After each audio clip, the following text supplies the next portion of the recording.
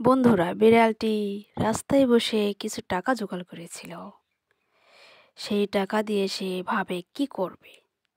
সে ভাবতে ভাবতে চলে যায় দোকানে।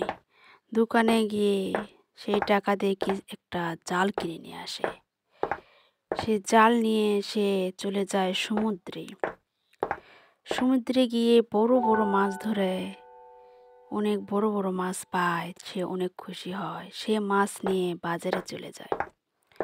বাজারে মাথায় করে মাছ নিয়ে গিয়ে বিক্রি করে। সে আবারও মাছ ধরে, সমুদ্রে গিয়ে মাছ ধরে আবারও বাজারে নিয়ে চলে যায়। বাজারে গিয়ে মাছ বিক্রি করে তার অনেক টাকা পয়সা হয়। সেই টাকা দিয়ে বিড়ালটি মাছ কিনে। সে মাছ কিনে আবার বাজারে বিক্রি করে এবং অলিতে গলিতে মাছ বিক্রি করতে শুরু করে।